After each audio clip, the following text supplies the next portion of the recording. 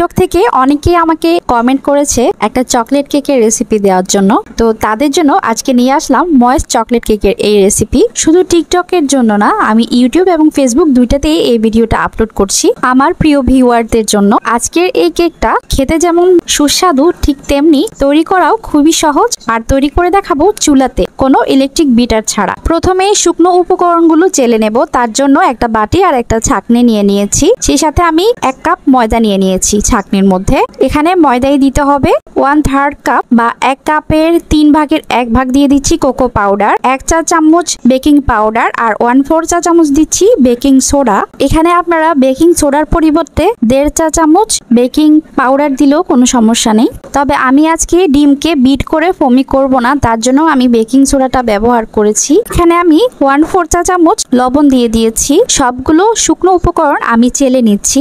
এভাবে করে যদি একটু সবগুলো একসাথে চেলে নেওয়া হয়, সেক্ষেত্রে তৈরি করতে ঝামেলাটা কম লাগে। তো শুকনো উপকরণগুলো আমার চেলে নেওয়া হয়ে গেছে। এখন আমি সবগুলো মিক্স করে নিচ্ছি আর এটা মিক্স করে এক পাশে রেখে দিচ্ছি। আরেকটা বাটিতে আমি 3টা রুমের স্বাভাবিক তাপমাত্রায় থাকা ডিম নিয়ে নিয়েছি। আর এই ডিমগুলো যদি ফ্রিজে থাকে সেক্ষেত্রে আধা ঘন্টা আগে বের করে রাখবে। এখানে আমি 1 কাপ চিনি দিয়ে দিয়েছি। এই চিনিটাই 3টা ডিমের জন্য আর 1 কাপ ময়দার জন্য একেবারে পারফেক্ট। তবে আপনারা যদি একটু বেশি মিষ্টি খান সেক্ষেত্রে আরো 1/4 কাপ বাড়িয়ে দিতে পারেন। আমি আজকে ডিমটা ফোম করব না, শুধু চিনিগুলো ডিমের সাথে ভালোভাবে মিশিয়ে নেব। একদম গলে যাওয়া পর্যন্ত আমি এটা বিট করে নেব। তবে আপনাদের বাসায় যদি ইলেকট্রিক বিটারটা থাকে সেক্ষেত্রে আপনারা এই ডিমগুলো সাদা হওয়া পর্যন্ত একদম বিট করে নেবেন। প্রায় 5-6 মিনিট এটা আমি এভাবে করে হুইস্ক করে নিয়েছি। আর চিনিগুলো মেল্ট হয়েছে কিনা আমি এখন একটু চেক করে নিচ্ছি। একটু চেক করলাম, আমার চিনিগুলো কিন্তু ভালোভাবে মেল্ট হয়ে গেছে। এখন আমি এই ডিমের মধ্যে 1/3 কাপ রান্নার সয়াবিন তেল দিয়ে দিচ্ছি। আপনারা এখানে গলানো বাটারটাও দিতে পারেন সমপরিমাণে। একটু চকলেট এসেন্স দিয়ে দিচ্ছি, আমি 1 চা চামচ দিচ্ছি। আপনারা বাসায় যদি চকলেট পেস্ট থাকে তাহলে সেটাও দিতে পারেন চকলেট এসেন্সের পরিবর্তে। তো এগুলো আমি আবার 1-2 মিনিট মিশিয়ে নিয়েছি। আবার চাইলে এখানে ভ্যানিলা এসেন্সটাও দিতে পারেন। আর যদি কোনো এসেন্স না থাকে বাসায়, সেক্ষেত্রে একটু এলাচের গুঁড়া অথবা একটু লেবুর রস দিয়ে দিতে পারেন। আর লেবুর একটু খোসা দিয়ে দিতে পারেন। সেক্ষেত্রেও কিন্তু ডিমের যে একটা গন্ধ থাকে সেটা চলে যাবে। তো এখানে আমি শুকনো উপকরণগুলো চেলে নিচ্ছিলাম। আমার ছেলে আমাকে সাহায্য করছিল। তো ও মেরাঙের মধ্যে আসলে ছাঁকনিটা ডুবিয়ে দিয়েছিল। তো এটা আমি পরে আবার ঠিক করে মুছে নিয়েছি। এখন আমি ধাপে ধাপে এই যে শুকনো উপকরণগুলো ছিল সেগুলো আমি ধাপে ধাপে দিয়ে দিচ্ছি। আমি 2 ধাপে করে অ্যাড করছি। যেহেতু আমি কোনো ফোম তৈরি করিনি, সেক্ষেত্রে আমি এটা উল্টো পাল্টো করে ঘোরালেও কোনো সমস্যা হবে না। তবে যদি এই ব্যাটারটার মধ্যে ফোম করা হতো সেক্ষেত্রে এক পাশ থেকে অ্যান্টি ক্লকওয়াইজ অথবা কাট অ্যান্ড ফোল্ড মেথডে ঘোরাতে হতো। তো এটা আমি ওইভাবেই ঘোরাচ্ছি এক পাশ থেকে, কিন্তু একটু তাড়াতাড়ি করে ঘোরাচ্ছি, দেখতে পাচ্ছেন হয়তো বা আপনারা। তো আমি বাকি উপকরণগুলো দিয়ে দিয়েছি। আর বাকি উপকরণগুলো দিলে এটা একদম গাঢ় হয়ে যাবে। তাই আমি এখানে আরো 1/4 কাপ মতো দুধ দিয়ে দিয়েছি, লিকুইড দুধ। আমি এখানে গরুর দুধটা দিয়েছি,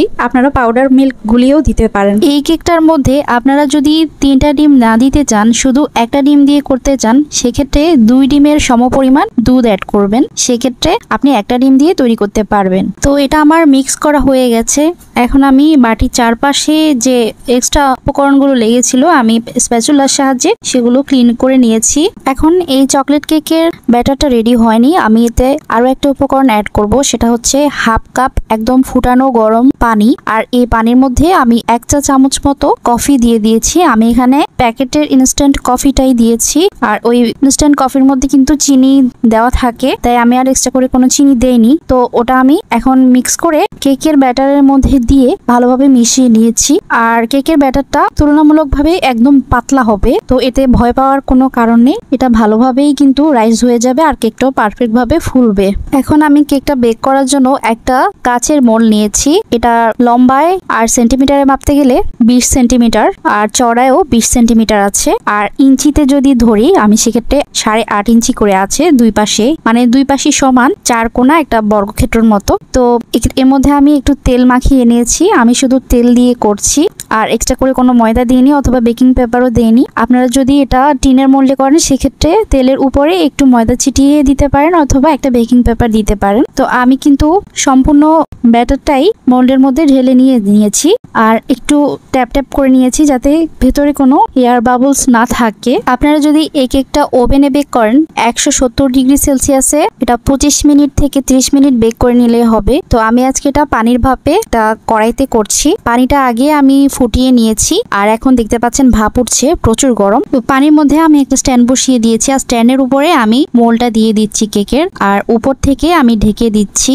চুলার আঁচটা এ পর্যায়ে একেবারে লোতে করে দেব। চুলার জাল লোতে রেখেই এটা আমি 30 থেকে 35 মিনিট পর্যন্ত স্টিম করে নেব। আপনারা চাইলে কিন্তু এটা চুলাতেও বেক করতে পারেন, কড়াইটা প্রিহিট করে বেক করে নিতে পারেন, তাহলে আর পানিও দিতে হবে না। কেকটা স্টিম হতে হতে আমি কেকের উপরের গানাশটা রেডি করে নিচ্ছি। গানাশ তৈরি করার জন্য আমি এখানে ডেইরি মিল্কের 8টা ছোট মিনি প্যাকেট নিয়েছি। এগুলো মিল্ক চকলেট। আপনারা এখানে যে কোনো ব্র্যান্ডের ডার্ক চকলেটটাও ব্যবহার করতে পারেন। আমি আপনাদের বলবো আপনারা এখানে ক্যাডবেরির ডার্ক চকলেটগুলো ব্যবহার করবেন অথবা কোকোয়া ব্র্যান্ডের, সেগুলো অনেক ভালো হয়।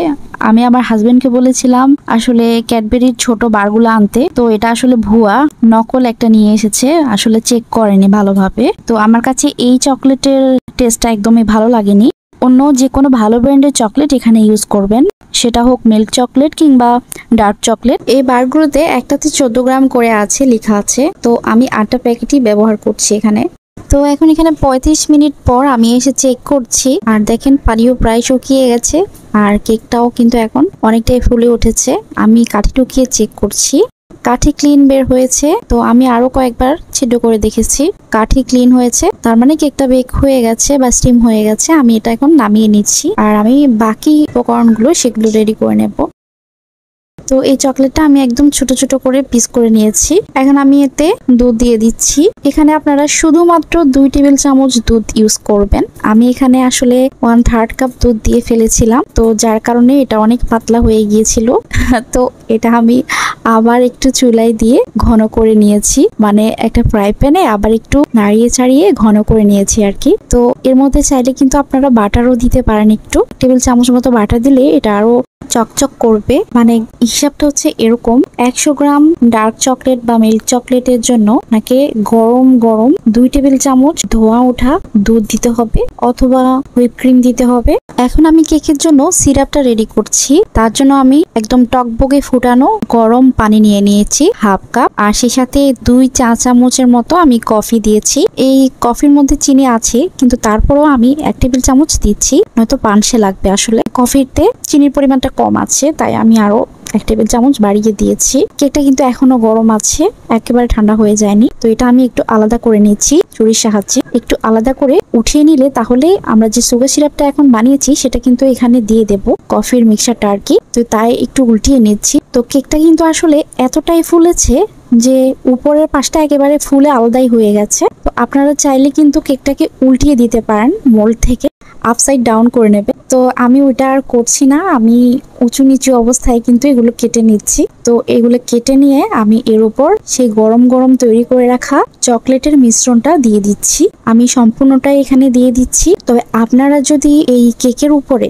চকলেটের লেয়ারটা না দেন তাহলে এই কফির সিরাপটা আপনাকে দিতে হবে না, আপনারা এটা এমনি এমনি খেতে পারবেন। আর যদি গানাশটা দেন তাহলে সিরাপটা দিতে হবে, নয়তো টেস্ট লাগবে না খেতে।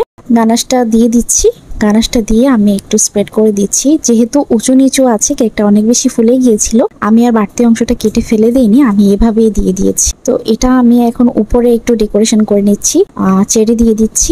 আপনারা এখানে কিন্তু চকলেট শেভিংও দিতে পারেন। কেকটা ভালো করে ডেকোরেট করার পর ফ্রিজে রেখে দেবেন আধা ঘন্টা 1 ঘন্টার জন্য। এরপরে সার্ভ করবেন। খেতে অসম্ভব মজার হয় আর মেল্ট ইন মাউথ একটা কেক, আপনারা কিন্তু ট্রাই করতে পারেন, খেতে অসম্ভব মজা। আমি যে যে টিপস দিয়েছি সব টিপস ফলো করলে ইনশাল্লাহ আপনার কেকটাও এরকমই পারফেক্ট হবে। আর কেকটা দেখতে কিরকম ইয়ামি লাগছে না, খেতেও এরকম ইয়ামি হয়েছে। যে কোনো অকেশনের জন্য একেবারে পারফেক্ট একটা কেক, বাসায় ট্রাই করতে পারেন। বাচ্চারা কিন্তু এই কেকটা অনেক বেশি পছন্দ করবে। তো রেসিপি ভালো লাগলে বরাবরের মতো একটা লাইক দিয়ে দেবেন আর চ্যানেলটা ফলো করে দেবেন। আর ইউটিউব থেকে দেখলে অবশ্যই সাবস্ক্রাইব করবেন। আজকে তাহলে এখানেই বিদায় নিচ্ছি। সবাই ভালো থাকুন। আল্লাহ হাফেজ। আসসালামু আলাইকুম।